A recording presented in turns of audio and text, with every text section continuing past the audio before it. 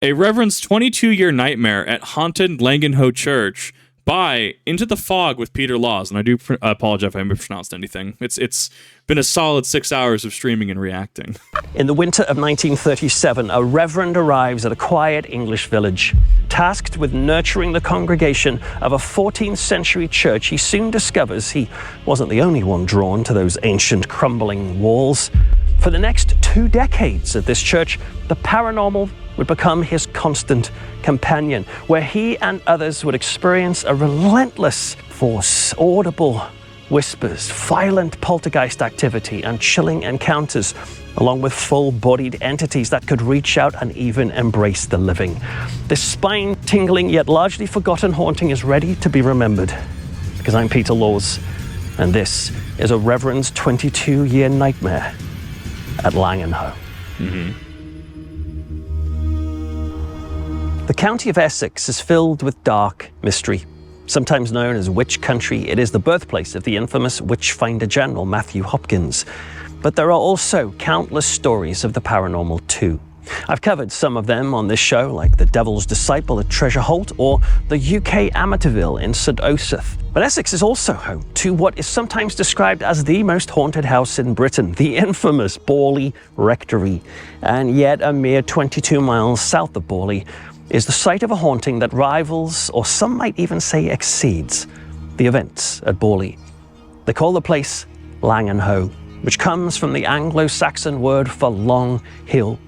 Stretching back to Roman times, this small village sits on the banks of the River Colne. I checked the village website, which describes Langenhoe as a vibrant and welcoming place with fairs and festivals, a real sense of community spirit. And yet some who visit the area still have a sense of unease in one particular location. It is the site of the old church, the 14th century parish church at St. Mary's. I say the site because the church is no longer there. It was demolished in 1962, and so the church that's behind me in the video today, well, that's going to act as a sort of reconstruction to illustrate the frightening events at Langenhoe. If you visit the actual site today, you'll see the subtle remnants of the old church. Hidden amongst the trees are a few scattered headstones. They lean in the tall grass, gripped by the soil and the weeds. Some who visit the spot have reported a sense of presence. Others, a feeling of palpable evil. Well, to understand why the site might have such an eerie echo, we need to return to the year 1937, which was when the Langenhoe Church was still active and standing. And it would be the arrival of a new rector that seemed to kickstart this 22-year haunting, and his name was Reverend Ernest Merriweather. Merriweather had previously been the minister of a church in Binchester in Bishop Auckland. That's in the northeast where he was born. And yet in 1937 he moved to Langenhoe, Essex to look after the Church of St. Mary's. When he arrived there was no rectory for him, and so at first he lived about 10 minutes north in 16 Merriack Crescent in Colchester.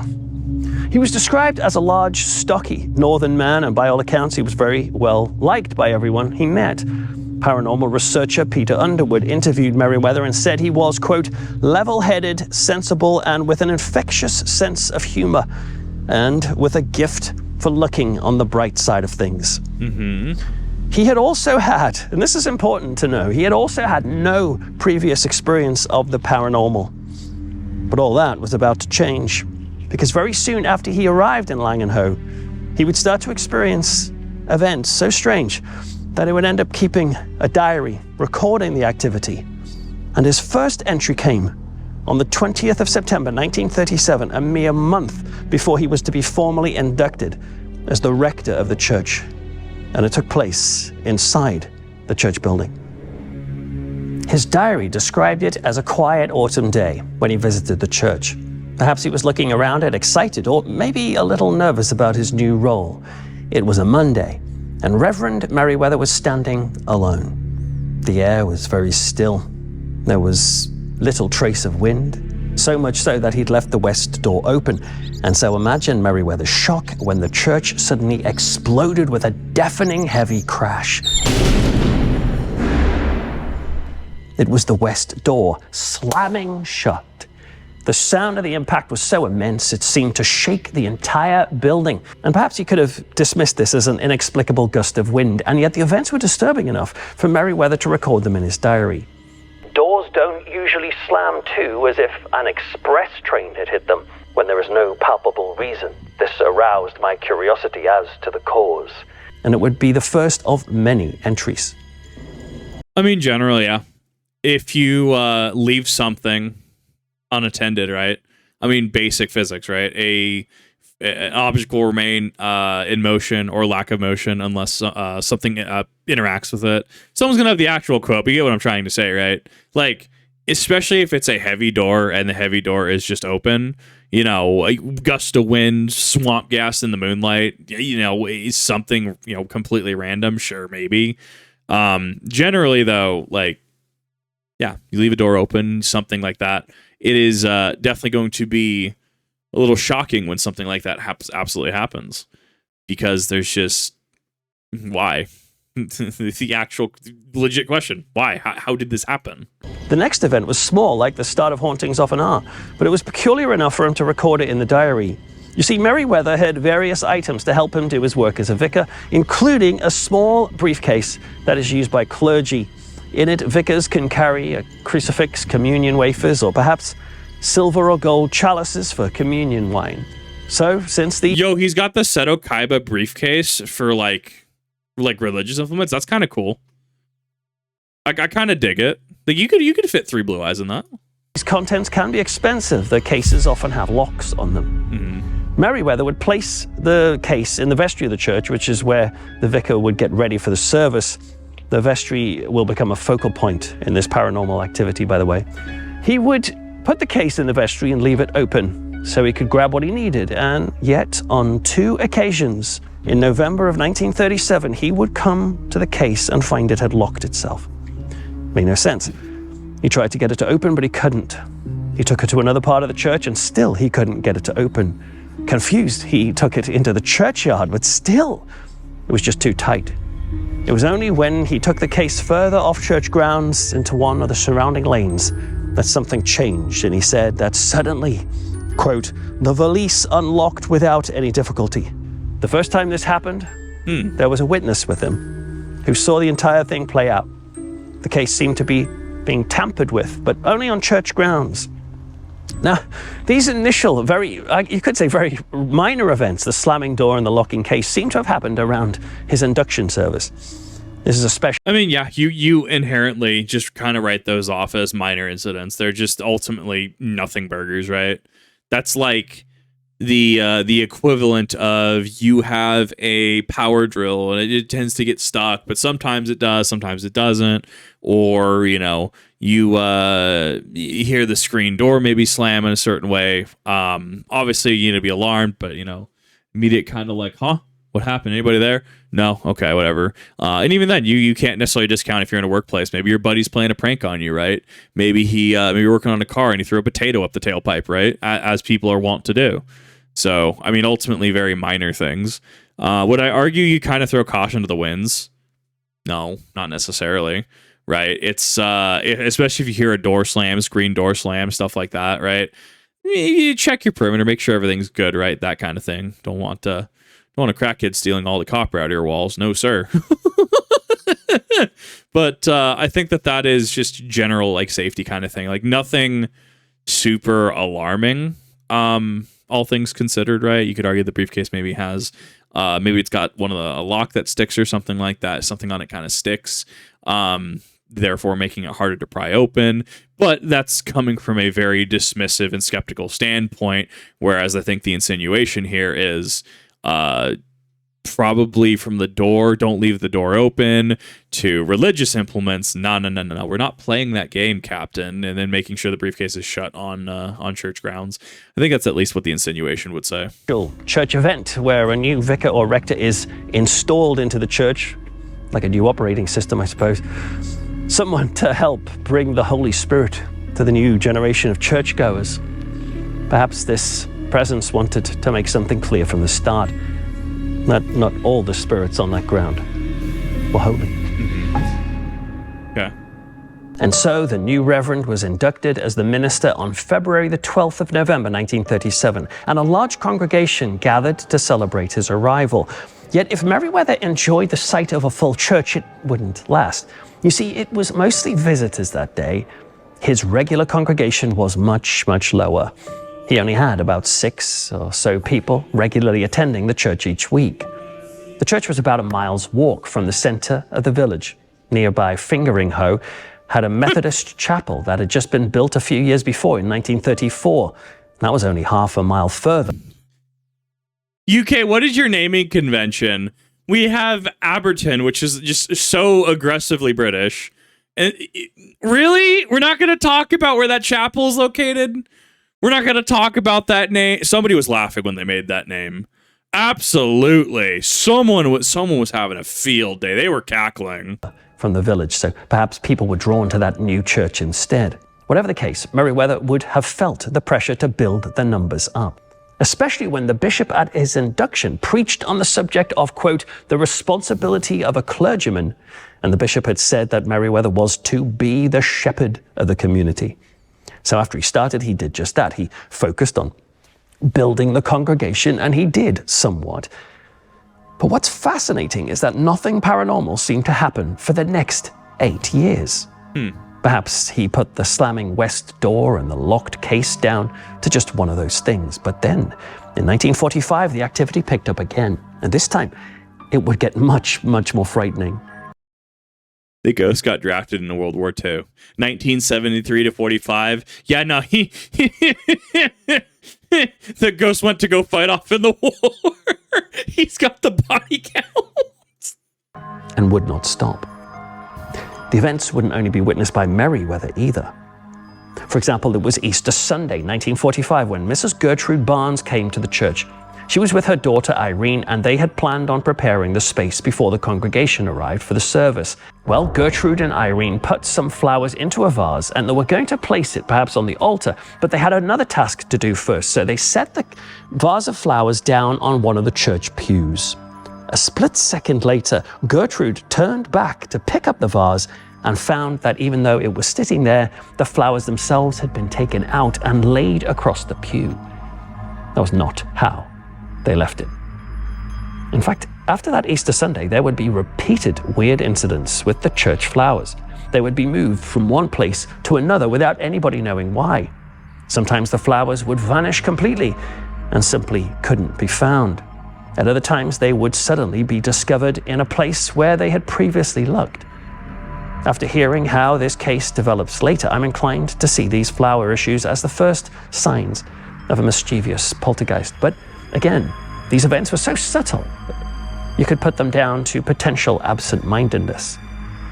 But then, an event would happen to the Reverend Merriweather that would leap from the subtle to the extreme, because he was about to be physically embraced, not only by a ghost, but by a naked female one. Gross. What's the Emperor Texas speech thing? No girls allowed. Girls are icky. Oh no. I mean, like, that's a very human thing, though, right? That's a very human thing too. I put the vase down. What? The vase got put down, and the flowers are not where they're supposed to be, and this happens multiple times. Nah, it must have been the wind. It must just be absent-mindedness. That's not necessarily a criticism of pointing this out. That is an agreement with, yeah, people have a tendency to kind of be dismissive of things like that. People have a tendency to kind of be actually, like, hyper dismissive of stuff up until a bigger event happens that kind of goes, oh, okay, nah, the entirety of this just makes sense now. I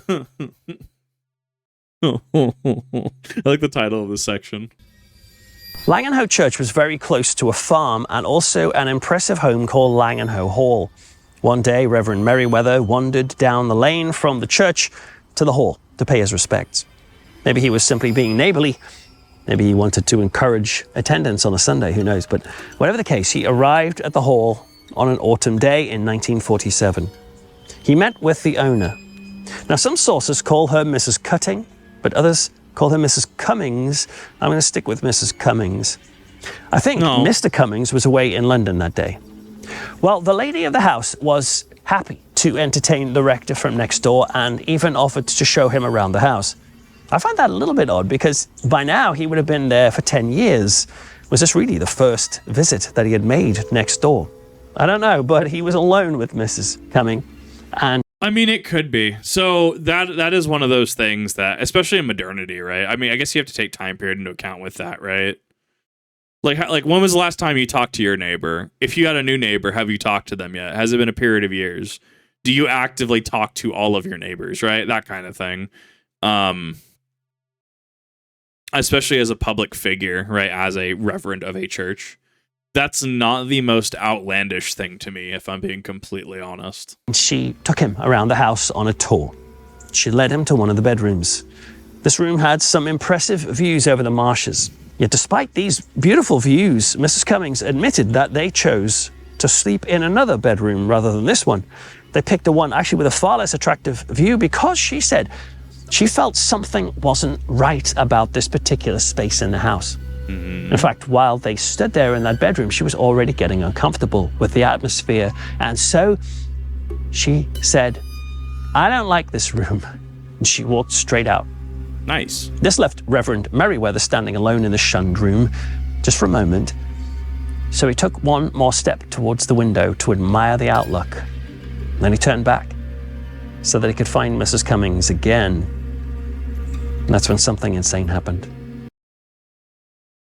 I'm just imagining, just like you invite someone into your house, right? And you're like, oh yeah, having that small talk kind of thing, you know. You invite your buddy over, and it's like, hey, yeah, how's it going? Hey, you see the game? You know, what do you think of them? Oh yeah, like just talking about, you know, sports ball teams and stuff, or talking about, you know, latest game release, movie release, app, etc. Right?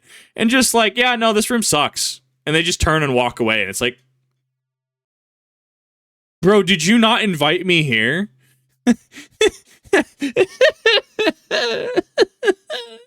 It's like, just like, hey, hello there, fancy lady. Let me get to know you. How's it going? Oh, you've invited me over. Okay. Yeah, cool. Let's just talk about, you know, games, philosophy, whatever, right? And then just like, yeah, I hate this room. Walks out, and I'm just like, there's just the John Travolta, like, looks lost meme. Like, what happened? just the certified, like, I don't like this room. Just completely just nopes out. Just like zero subs. Just Thanos snaps out of the room. Like, nah, I'm good. Why am I here?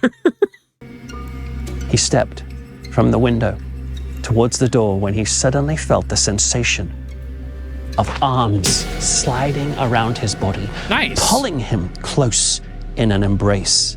And the way he describes this embrace is disturbing. He said that even though it only lasted for a few seconds, it was, quote, wild and frantic. Just think about that for a second. When you give someone a hug, it's usually a fairly soft and gentle experience. It's not exactly rushed and energetic, but this feeling right now wasn't like a hug. This was frenzied, a ravenous nature which was alarming.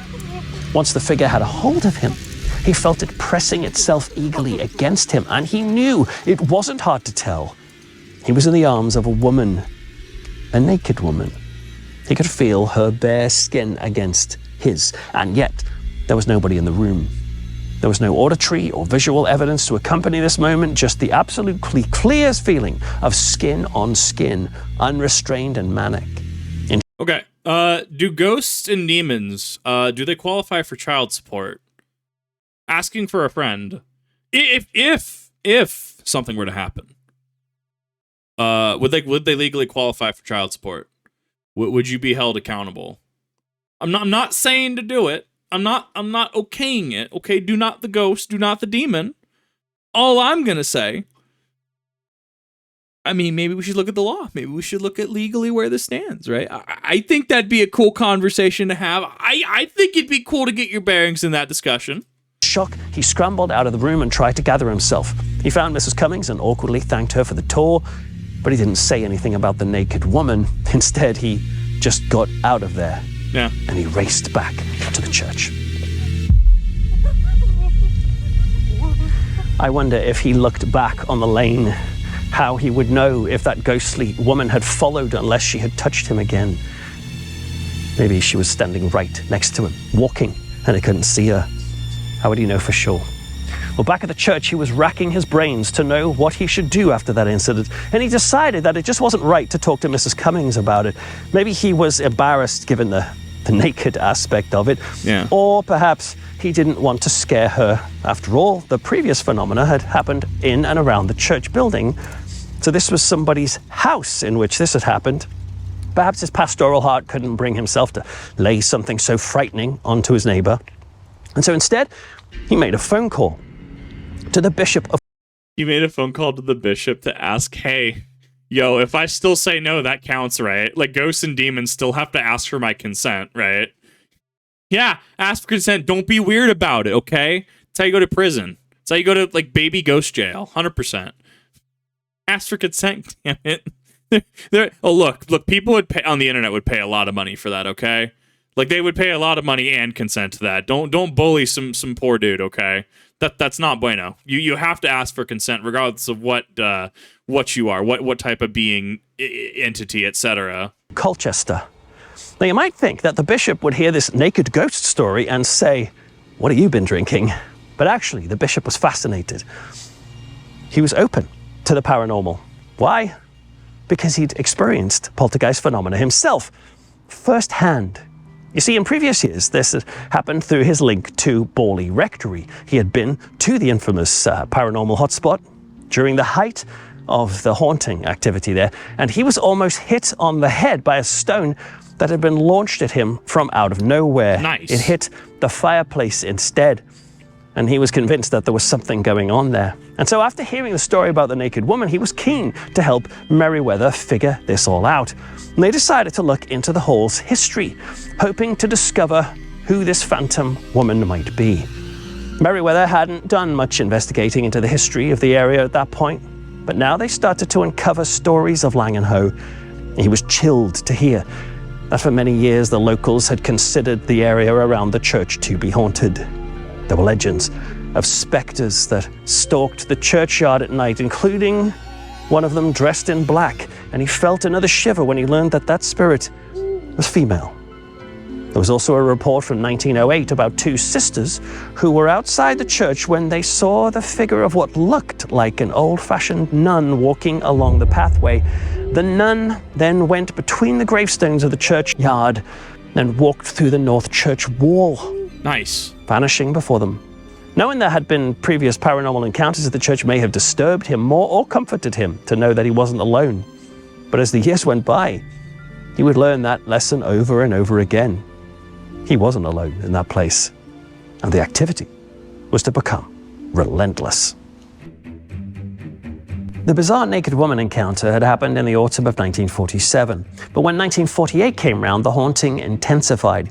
Reverend Merriweather was leading a Holy Communion service, that is, when the congregation take bread and wine to remember and honor the death of Jesus. The entire congregation was sitting in the pews, praying and singing hymns, when all of a sudden, the service was interrupted by the pounding of the vestry door. Now just think about how crazy that is. The vestry would be empty at that point. The vicar had gone in before the service and got his robes and his notes, and then he would have left to start the service. No one really needs to sit around in the vestry during the service itself. Nope. There's a dark joke there about an altar boy. I'm not doing it. I'm not doing it. That is low-hanging fruit. I'm not doing it. No, the joke is there. I have pitched the joke. The joke has been rationalized and understood. We're moving on. There is a joke there. But right now, during the service, someone suddenly started pounding on the door while the service went on. Everyone looked over, confused and troubled. Merriweather must have stopped the service because his diaries say that he investigated, and yet they found no explanation for the knocking on the vestry door. This pounding on the door during Holy Communion happened regularly the following month and then more intermittently throughout the rest of the year. Each time the sound would disrupt the service, yet no explanation could be found. Merriweather's diaries say that the pounding during communion happened 10 times between July and December of that year, 1948. The presence in the church had made itself known with the pounding, but that seemingly wasn't enough, because next, it would speak. No, how dare. A very peculiar event happened on Thursday, November the 11th of 1948. Merriweather was outside raking coal at the side of the church with an iron rod. He was midway through this job when he suddenly got the strange impression that something or someone was watching him. Even though the churchyard was totally empty of people, he still felt the clear sense of someone close by. Now, at the time, he was wearing a beretta during his work. That's a hat that you may have seen some Catholic or Anglican priests wear. It's sort Okay, yeah, because that was not the thing that I thought of when I heard Beretta. I was like, hot damn. Dude, he's packing. Like, wow, okay. No, that makes a little bit more sense now. of like a kind of stiff square hat with 3 or 4 rounded edges on the top. Well, Merriweather, when he felt this presence, he took his beretta off and he placed it on the end of an iron pole that was used to rake coal, sort of like a hat stand. He looked around, wondering who was making him feel so watched, when something astonishing occurred.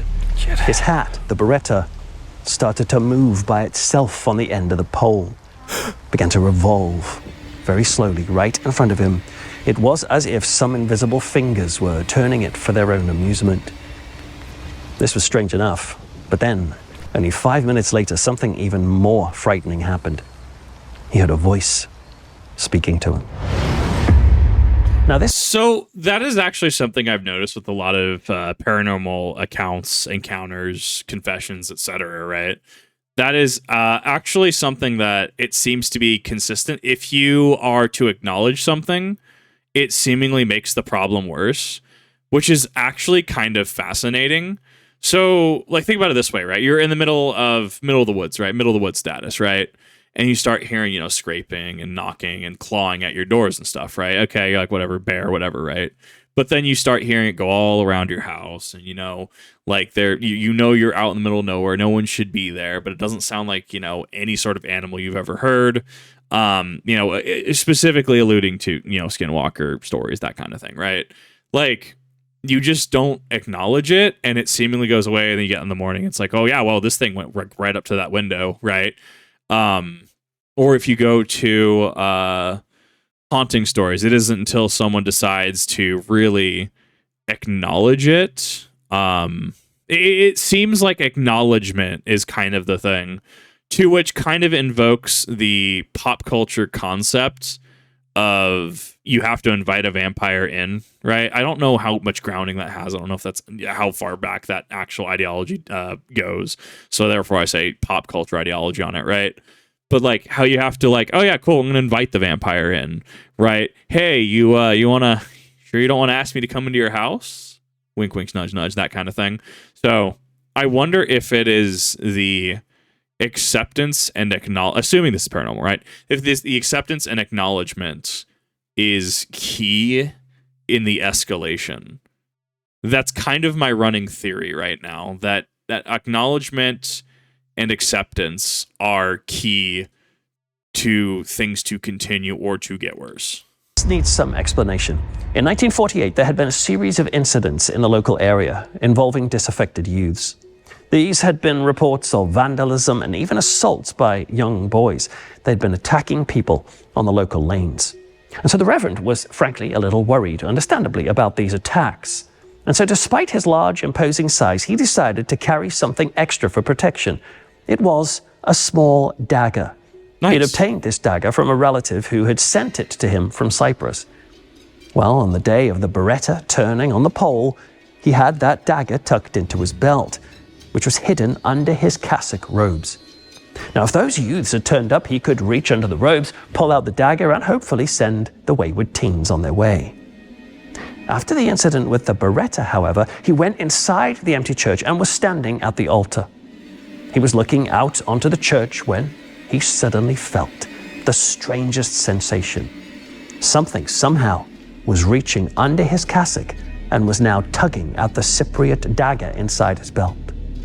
The next thing he knew, the metal blade clattered onto the stone floor of the church, and then something chilling was heard after it, a clear and shockingly distinct female voice spoke to him from inside the empty church, and the voice said the words, "You are a cruel man." Merriweather said that this was definitely a woman, and it sounded like it was coming from the tower behind the altar, which sat at the end of the church. Was this voice the naked woman from the manor? Now, you might say that Merriweather was the only one to hear the voice, and so maybe he was mistaken. But soon after this, there would be more auditory phenomenon that was witnessed by multiple people. On the 2nd of December of 1948, just a few weeks after the voice and the dagger incident, Merriweather was in the church with a number of other congregation members. They were sitting, chatting, when all of a sudden, they heard an unexpected sound echoing through the church building. It was coming from the direction of a door that had long been blocked up. This had previously been a private entrance door for people who lived in the manor house. Now it was fully bricked up. Sure. And yet the congregation was staring at that bricked up door in fright as they heard the distinct sound of what they called an old man's cough coming from it. They stared at one another as this spectral coughing went on, as if an invisible figure was standing right there coughing. And then after it died away, they all flicked their heads towards the altar because there was a small bell that hung there, and suddenly it began ringing on its own. They all heard it. As if that wasn't enough, not long after the bell, the church was hit with a loud cracking sound. It was so loud, they described it as being like a rifle shot. And the sound came from the same spot as the bell. And when they investigated, they found a small pile of stained glass lying in the chancel near the altar. This bell would ring by itself for months afterwards, even though nobody was there to touch it. The activity appeared to be ramping up now. For example, they had hanging lamps in the church, which would sometimes start swinging on their own accord, as if the presence was deliberately pushing and shoving them. It was really unsettling to see. One lamp even burst into flames, which made no sense at all because it hadn't been filled with oil. These swinging lights would happen for 3 days straight and then stop.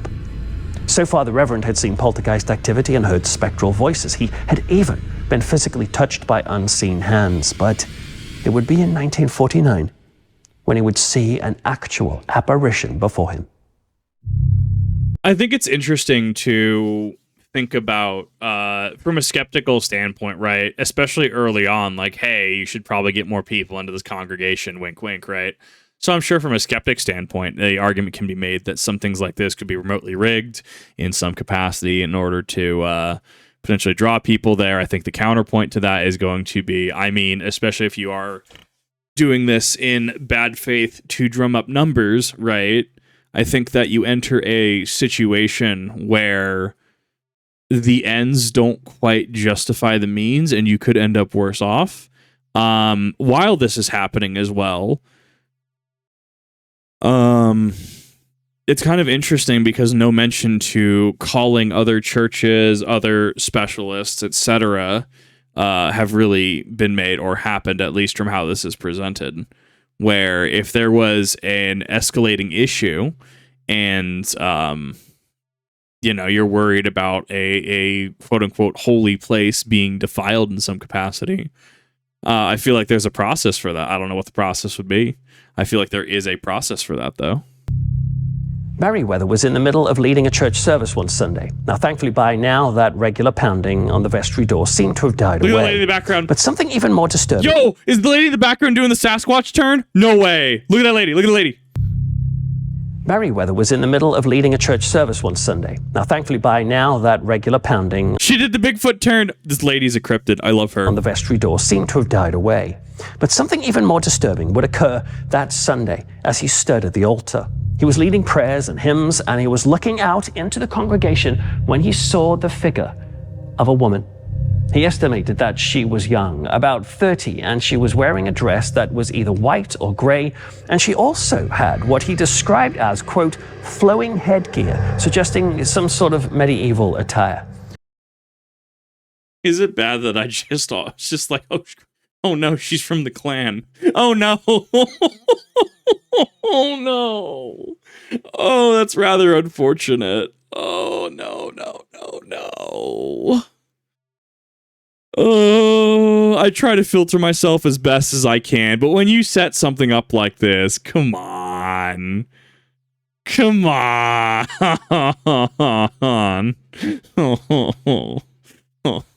My first thought should not to be ask how her ribs are. God damn it. Dude, that comedy sketch killed me. Oh, the clan rib sketch was fantastic. It was awful, but I loved it. And her strangeness was confirmed with a shock when he saw this woman walk from the north side of the church across the chancel, and then she vanished into the stone wall to the southwest of the church. Now, listen to this. It's a detail I've not hardly heard in any haunting cases. Ghosts walk through walls all the time. It's kind of their thing. But on this occasion, Merriweather said that the wall itself seemed to open up to let her through. He said she walked through that parting wall with a slight stoop, as if she was crouching through a secret passageway. And then the wall closed again behind her. Now, bear in mind that he said that this woman did not look transparent in any way. She looked as real as everybody else, and yet she just did the impossible before his eyes. This was crazy. And he wrote it all up in his diary, noting the expression on the woman's face. He said there was a clear sense of sadness to her. Now, what's fascinating about the location where this woman walked is that after hearing about this case, the paranormal researcher Peter Underwood examined photographs of the west end of the church, and he said that there had indeed been a door in the internal tower wall, meaning that this sad and mysterious woman had walked through a door that was no longer there, but certainly had been in the past. Merriweather was astonished when Underwood showed him the picture. The door had been present in the church before 1884, but that would prove to be a terrible year for that church because in April of that year, the entire place had almost fell down to the ground in a disaster. Oh, the lady again. I saw her. Oh, it is like watching for a cryptid. Look at her in the background again. Look at her. What a cool lady. Down to the ground in a disaster. Earthquakes are not commonplace in the UK, but at 18 minutes past 9 on the 22nd of April, 1884, the most destructive quake in at least the last 400 years hit the area of Colchester. Witnesses said that the ground felt that it had suddenly lifted up and then dropped again, which sent shockwaves as far as northern France and Belgium. I found newspaper reports from London saying how the walls of buildings quaked that day. The staff at the Lancet office ran into the street in London thinking that their building was about to collapse. Now, this quake lasted 20 seconds and brought serious damage across the city of Colchester and the surrounding villages too, including Langenhoe. The shaken earth sent cracks shooting through the various medieval buildings in the area. The stone spire of a congregational church broke off and fell to the ground with a massive crash. Other old churches saw stone blocks from the buildings fall into the cemeteries and smash the tombstones. About 1,250 buildings were damaged, and people died too. One man in Wivenhoe was lying in his sickbed when the chimney stack fell in the next room. The sound and the impact had such a shock on him that he died of fright. A child in Peldon was killed by a falling chimney, and a man in Rowhedge was hit by a falling brick and killed. The Guardian newspaper said that the quake sent a wave of terror through the locals. Some even thought this might be the end of the world and fell to their knees in frantic prayer. It wasn't the end of the world. And compared to global quakes, it was only 4.6 on the Richter scale, but for the United Kingdom, this was a serious earthquake. I mean, to be fair, so there's a couple factors that go into that, right? One, the severity of the quake, the magnitude, right? Second, you have to worry about infrastructure, buildings, anything that can fall over, right? You have to worry about population density, building density, right? All these things come into mind. So a smaller quake in a more heavily dense and populated area like the UK, right? Especially where there's a bunch of old historical building sites and stuff like that, towers, right? That becomes a problem. Yeah, I mean, it doesn't have to be a 7.0 plus earthquake to really evoke a response, but in any capacity. It can be a smaller quake at just the right area to just absolutely cause mayhem and panic and chaos. Especially for Langenhoe Church. The building was hit hard and was rendered, quote, a complete wreck, according to the papers. The foundations were so shaken that it was seen as impossible to repair, but they did rebuild it entirely. And that is when that door changed. The church was reopened in February 1886. Makes you wonder if the trauma of that earthquake somehow created a troubled atmosphere in which... So 1886 to 1960, right, when this got torn down, that's about a, 80-year time span? The paranormal could thrive, who knows? All we can be sure of is that the activity at Langenhoe simply would not stop. They fly now. There's a book called Music and the Paranormal by Melvin Willen, and it's an encyclopedia of hauntings that have included the sound of spectral music. Ghostly music crops up in a surprising amount of hauntings. Well, its entry in Langenhoe Church talks of an incident in September 1950, when the rector was sitting in the vestry, when he suddenly heard the sound of singing. It was, he said, quote, the clear sound of a feminine voice in full song, seemingly down the west end of the church. The music was likened to the sound of plain song, which is a type of a cappella singing without instruments, like a Gregorian chant, I suppose. Okay. He was still in the vestry when he heard this music, and he was transfixed with it. And so he decided to investigate, but just as he was about to open the vestry door, the singing died away. In its place, he heard the pounding of heavy footsteps. It sounded exactly as if someone was, right now, walking slowly up the middle aisle of the church. He was quoted as describing these steps as coming with, quote, with slow and sinister tread. Startled, Merriweather pushed the vestry door open to take a look, yet his opening the door seemed to have made this footsteps stop. He looked out and found that the church was completely empty. There was no singer. There's no one to make the footsteps, despite them being so clearly distinct and so close only seconds before. So I guess, what do you make from that, right? Like, once again, actually going on the paranormal aspect of this, what conclusion do you draw from that? Is it that the singing is a siren song? It's a bait. It's made to lure someone in, but I think at this point, going on the whole benefit of the doubt paranormal aspect of this, right? I think would be relevant to say that multiple entities are here. They could be two separate entities. They don't necessarily have to be linked together.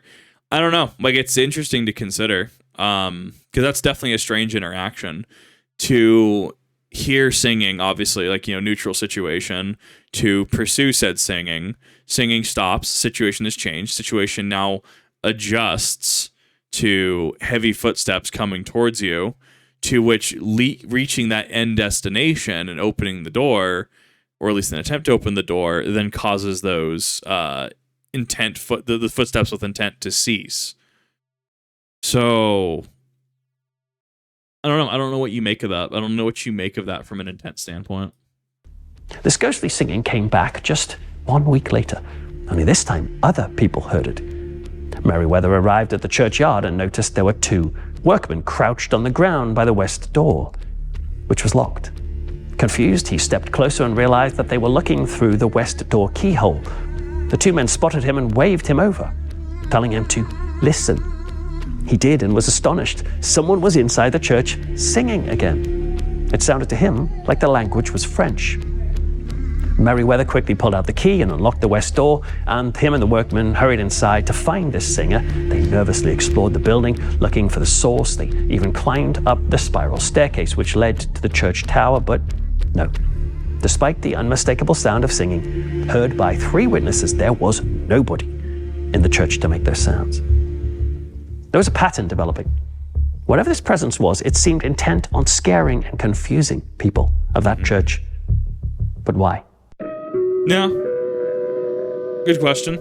Merriweather had already seen the apparition of the woman who walked through the church wall. That happened in August 1949, but he saw another figure on Christmas Eve in 1950.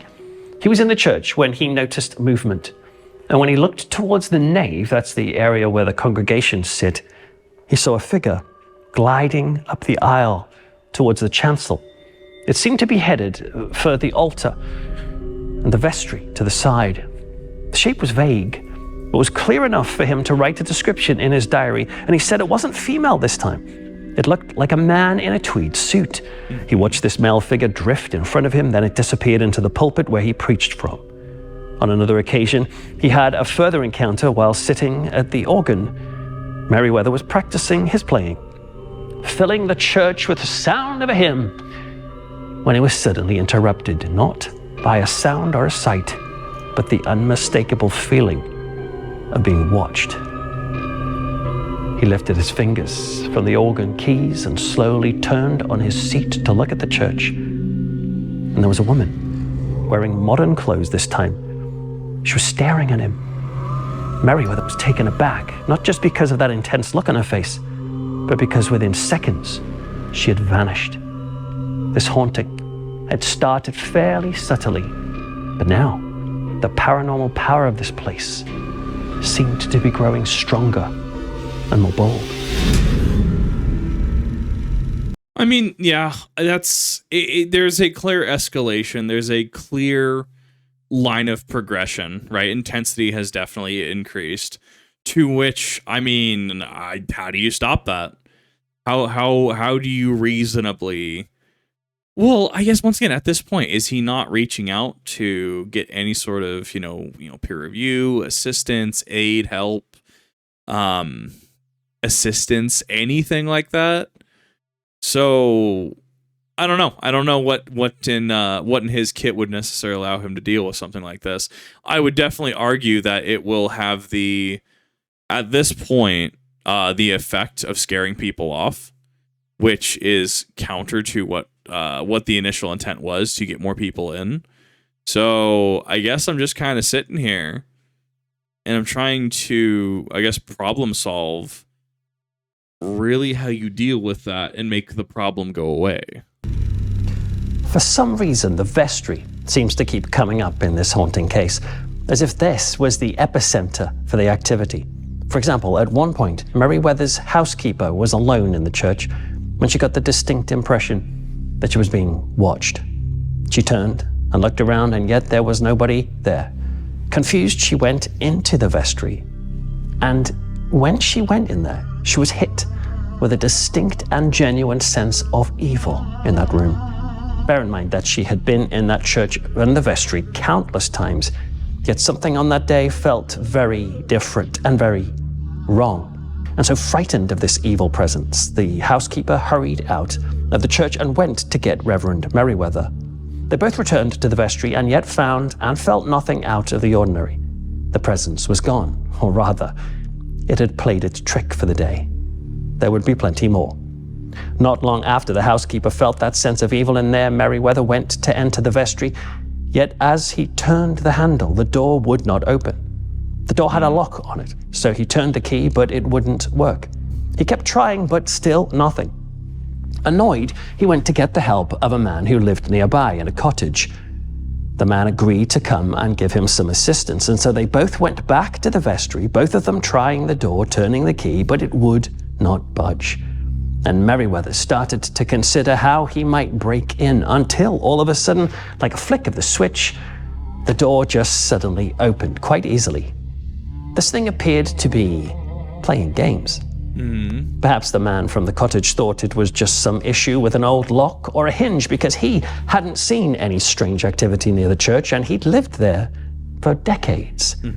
But by now, Merriweather had seen quite enough. He believed that the door would not open because a malicious or mischievous presence on the other side was holding it shut. I don't know. I would say more malicious than mischievous at this point, right? Like, mischievous would feel like this section is saying targeted. Mischievous would feel, I think, more generalized and a lot less targeted. I think that there is definitely, once again, going on the whole understanding that, we're discussing paranormal at this point. There is a form of targeting happening at this point. Like, there targeted instances and interactions. So, I mean, I would disagree with mischievous by affiliation, maybe, but I do think that this goes into actually like aggressive. This goes into malicious. There are so many other incidents that happened at Langenhoe Church. For example, in the autumn of 1950, Merriweather entered the building. It was September 14th, and yet the church was filled with the intense smell of violets. Violets were not in season, and yet the fragrance was unmistakable. On the Sunday of 28th of January 1951, Merriweather was in the church along with his housekeeper and her daughter. He spotted that the church flowers were wilting and ready to be replaced, and so he went to throw the dead flowers away in the churchyard. When he returned, he walked towards the vestry and stopped dead. On the vestry door was the unmistakable white imprint of a woman's hand. Merriweather had arrived at the church that day 15 minutes before he saw that hand, and he had looked at the vestry door then when he first arrived, and he was absolutely adamant the handprint was not there before, and yet here it was. No, it's just the Dark Brotherhood. You took care of the dead flowers. The Dark Brotherhood just knows at this point. She will be contacting you. Actually, probably Lucian LeChance at that point will be contacting you. You're just going to get inducted into the Dark Brotherhood at this point. His housekeeper and daughter both saw the handprint plainly too. So did everybody else who entered the church for a while, because that white female hand mark stayed there for around 10 days until it gradually faded from view. In July or August of 1951, Merriweather arrived at the church to hear voices. Okay, so hear me out though. 1951, we have photographic technology, right? Nobody's gonna take a picture of this. Do we have photo evidence, video evidence of this? Did anyone think, let's take things, or did we kind of just peak with 2005 Nokia flip phone quality cameras, and that's why even today we still have supposed alien and ghost sightings, just Bigfoot sightings just on Nokia flip phone quality cameras? Was the Nokia flip phone camera just really that revolutionary that we just kind of evolved into it and then just never evolved past it? Kind of wild when you think about it. Coming from inside. It sounded like 2 or 3 people were in deep conversation, with a male voice being the most noticeable. But then this conversation died away and he heard a heavy sigh coming from within. Once again, when they looked around, there was nobody there to make the sounds. He would see other apparitions too, like on the 12th of October 1952 when he was singing a psalm and he suddenly felt someone watching him. He turned to see a young woman in a cream dress staring at him with a sad look. She seemed so real, with an oval face and blue eyes, but she faded and vanished before him. Though Merriweather said the dress itself seemed to linger for a short time after her body disappeared. Weird. And the haunting did seem to focus on people with a knowledge of them. For example, in 1950, a bricklayer who used to be a local bell ringer was high up in the empty church. He was replacing tiles when he suddenly heard the church bell ringing. It chimed twice, even though he could see there was nobody there to ring it. So, but that goes back to what we were saying earlier, right? Seemingly knowledge, acknowledgement, or acceptance of such activity seems to be the catalyst for experiences and escalation of said experiences. I mean, it's once again right here. I think there's something there. I don't know what to do with the information, right? You've been presented with a Rubik's Cube, and I'm just, what do I do with this information? I don't quite know where the Rubik's Cube ends. I don't know how many turns to actually finish it, right? The information's there. I'm not sure what to do with it. At that moment, the bricklayer had dismissed stories of the church being haunted, but after this, he totally changed his opinion. Something was going on in that unsettled ground. I find this fascinating that this man used to be a bell ringer, and somehow the activity exposed to is bell ringing, almost as if the presence had this sly way of aiming its activity at certain people in certain ways. A bespoke, personalized haunting, if you will. It's also interesting to see how this haunting follows a pattern. For a while, the presence was banging on the vestry door, and then it seemed to get bored with that and started swinging the church hanging lamps instead for a few months. Then it stopped that for some other new display. Remember the 2 incidents of ghostly singing? They happened just 1 week apart from each other and then stopped. It's almost like this thing had found a new skill for a while and then moved on to another. Indeed, not long after the singing events, they had issues with a locked cupboard door in the church that contained the rector's robes and vestments. In all of his 22 years at the church, he said that the door of that cupboard had always worked properly, it had been securely locked, It opened when needed, it locked when needed, no problems at all. But then on one single Sunday, it was found to be open, no big deal. But then not long after that, the issue with the cupboard happened 4 times, all on one other Sunday. And after that, it never happened again. Gives the impression of either a vindictive, focused spirit or the classic mischievous poltergeist that just wants to mess around in an almost juvenile way until it gets tired of one expression, moves on to the next. I don't know about you, but the idea of a poltergeist having this kind of childish yet nasty personality is, well, spooky. Yeah. It's just min-maxing the haunting skill tree. Absolutely, it just keeps respecking. It keeps trying to really get those EXP points and max out every skill on that tree. But maybe there was something far more sinister going on, because then people started to talk of murder. Nice. Violence. What was happening at Langenhoe? Well, to help understand the haunting, the Reverend invited some mediums to the church to perform several seances. That was in 1958. He didn't tell them any details about what had happened, and yet that night, a female medium made an interesting statement. She announced the sea used to be closer to this church than it was now. Now that's actually pretty interesting because it really had been closer in the past, but the coastline had receded over the years. It's interesting because that's quite unusual. The area around Langenhoe is prone to erosion and coastal flooding. The sea normally creeps inland, not out. But in some rare occasions, natural causes can make the coastline extend outwards. Yeah. It had done so here. Interesting. And somehow the medium knew that. But then suddenly she said this: there's a figure of a young woman standing with us right now. She has a high drooping headdress on, and she has something to do with the farm. But then the medium added, I think this woman practices music in the church, and that she stays here, but she's sad and slow. The medium said that this woman's name was Mary. And then the medium... No. Hold up. Are we talking slow as in like physical, like she just moves physically slow? Or are we using slow as like, nah, Kip is just mentally slow?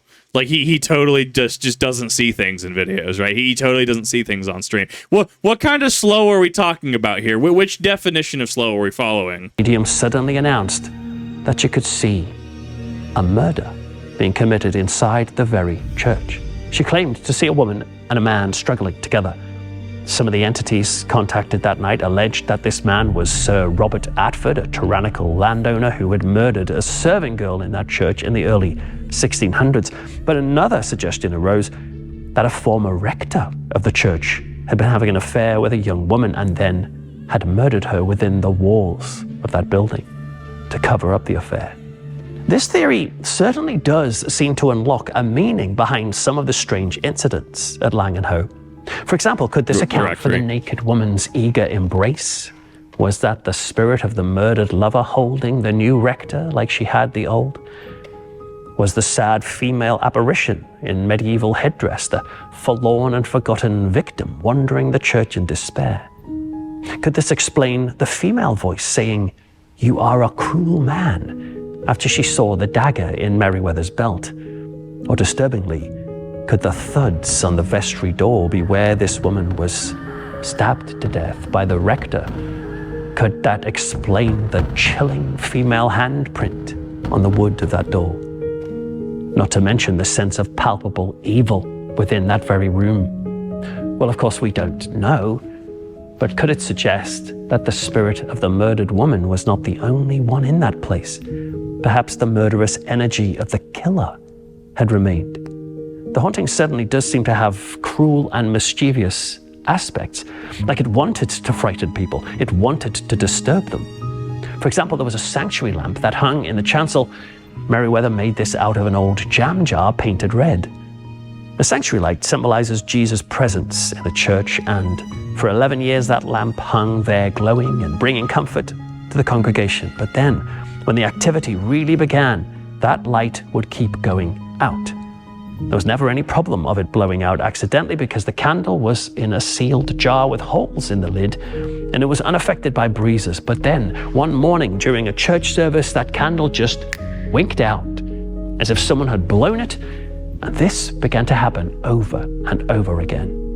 Perhaps the entity, the presence, wanted to make a statement to Merriweather and the congregants, a message that said, there was no presence of God here, only me and my victim.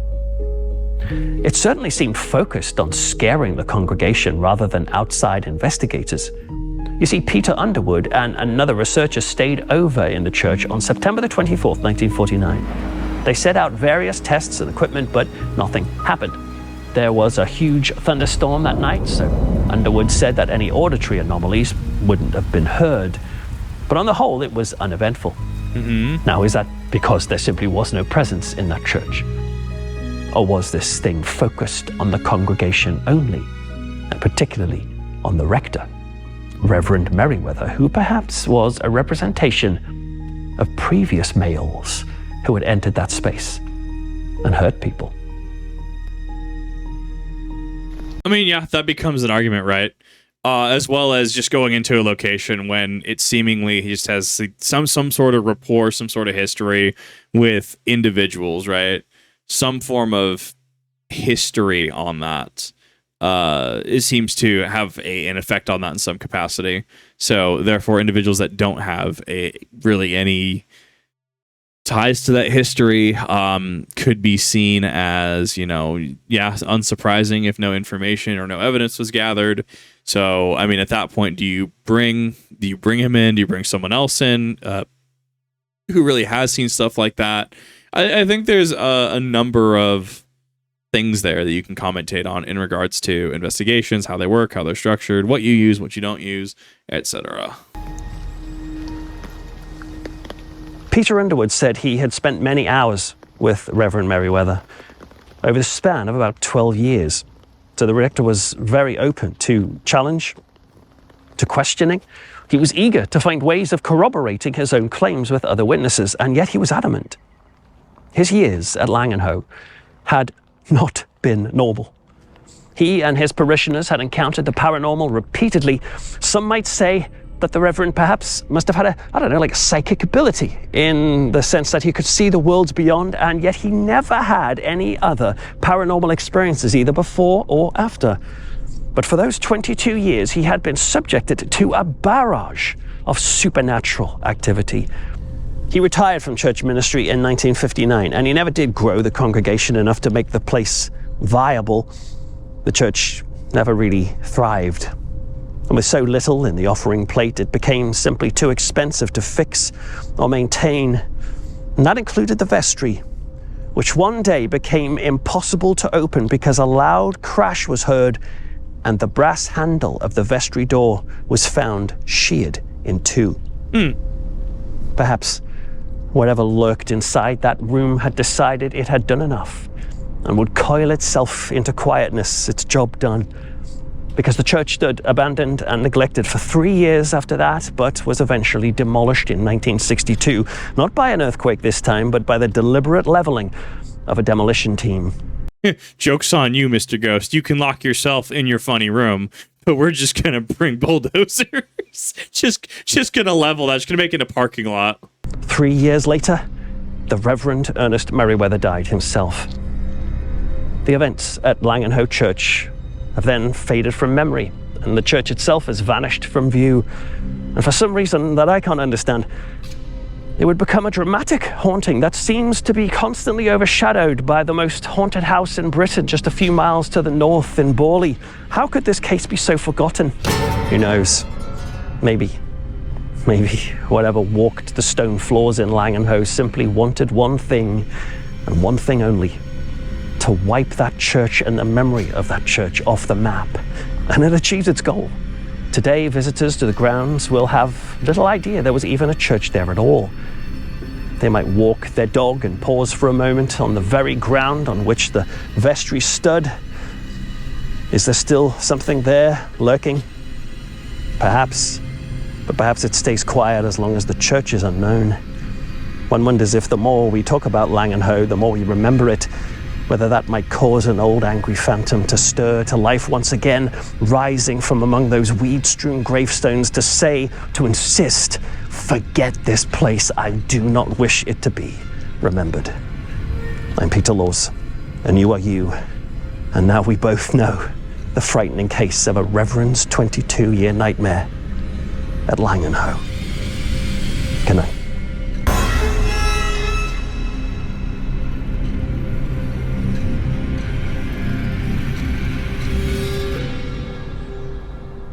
What a cool video. What a cool creator. I love it. That is also factually incorrect if we are to believe, where is it? The Clop Hill, one of his other videos that we had, his Clop Hill Church one. No, it wasn't Clop Hill. Sorry, I'm thinking of another video entirely. There's a video about what was it? It's a video about renovation that he did. A farmhouse got renovated, and apparently, even when the building got taken down, even in the middle of that that housing complex, there's still just this barren patch because construction workers were alleged to have gotten into accident after accident there. So, I mean, just because the house isn't there, just because the building isn't there, doesn't mean you're in the clear, at least allegedly. So, I mean, honestly, pretty cool. I liked it. I'm a little shocked that he only has like 64,000 subscribers, because this was quality. Like, this was like quality production. Like, I could easily see this getting to 3 mil, 100% easily, very easily. I know a lot of people in the comments, when I was watching a couple of the comment sections, mentioned Mr. Ballin. I can kind of see some like isms, but they definitely have unique styles. I like his focus on the history. I like his focus on the storytelling. I think he brings it, brings things to the forefront in a very interesting way. And honestly, this was a very enjoyable 45-minute piece. There were definitely points throughout where I just kind of sat there and just kind of listened to it. It flowed very well. There's very, audio is consistent, very consistent breaks throughout, such as targeted versus, escalation, voice, etc. Right? Very clear breaks throughout. So very, very friendly to people who need to, watch something, then take a break and do other thing. Right? I liked it. I want to see this succeed. I want to see this. I want to see this channel absolutely succeed. I think it was cool. Thought it was really awesome to watch. But what are your thoughts? Definitely go ahead, go over, like the video, go ahead, check him out. I thought he was really cool, and I wanted to do what I could to spread him to what part of the algorithm I could. I don't normally do a lot of horror content because there's a specific spot in the algorithm for it, but I do love diving into stuff like this, especially if there's history that goes along with it, and I think that it's really, really cool, because there can be lots of commentary points. There can, be just chill points as well. But I digress. Thank you all for watching. Definitely go ahead and check him out, and I will see you in the next one.